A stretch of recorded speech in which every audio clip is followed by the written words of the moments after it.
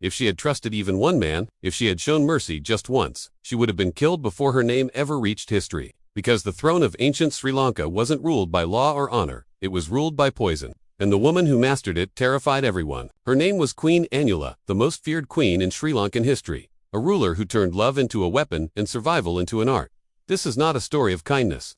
This is a story of power at any cost. Anula lived in a royal court where kings didn't die peacefully. They were assassinated, betrayed, poisoned, overthrown. Men ruled briefly. Women survived quietly. Anula learned this early on. She watched princes and nobles fall overnight. She saw rivals simply vanish after banquets. She came to understand one profound truth. In this court, weakness meant a swift and certain death. Her journey began with her marriage to King Koranaga, man feared by his enemies, but tragically blind to the danger brewing within his own palace. He trusted her, and that was his first, and last, mistake, because Anula was not content with merely having influence. She wanted absolute control, and she knew exactly how to take it. One evening, the king fell violently ill. There were no wounds, no signs of a struggle, just a slow, invisible, and fatal poison working its way through him. By morning, the mighty King Koranaga was dead, and Anula was a widow. But she was far from powerless. In fact, her real ascent had just begun. She married again, and then again. And again. Each new husband rose to the throne, becoming king for a fleeting moment, and each one died in the exact same way. Poisoned, silent, erased from the board.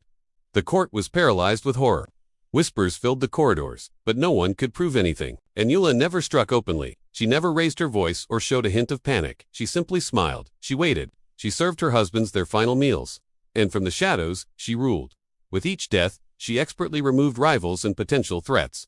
With each new marriage, she tightened her grip on the kingdom's power structures. Eventually, a shocking realization dawned upon the court. There were no more suitable kings left. Only her. So, in a move that sent shockwaves through the entire nation, she crowned herself queen. A woman ruling openly after a string of mysterious, convenient deaths was completely unprecedented. It was unthinkable. But no one dared to challenge her, because every single person in that palace knew the chilling truth. If she could poison kings with such impunity, she could poison anyone. As the sole ruler, Queen Anula governed through a masterful blend of terror and intelligence. She eliminated her enemies quietly and efficiently. She rewarded loyalty, but very, very carefully. She had spies everywhere, listening to every conversation, reporting every rumor.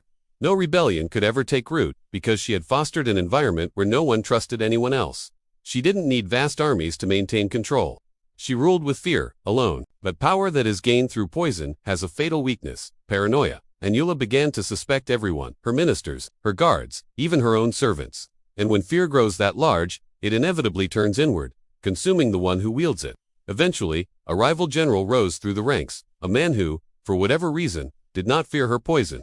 He moved fast. He struck hard. Anula, the untouchable queen, was captured. And the same fate she had delivered to so many others finally came for her. She was executed. There was no ceremony, no sympathy. Her reign ended just as silently as her victims' lives had. History has judged her harshly. She's been called a monster, a murderer, the poison queen. But there's an uncomfortable truth that history often avoids. Anula ruled in a system that gave women no power and no protection. She didn't create the cruelty of her world, she adapted to it. She didn't invent poison, she simply mastered it. She wasn't seeking chaos, she was desperately seeking a way to survive.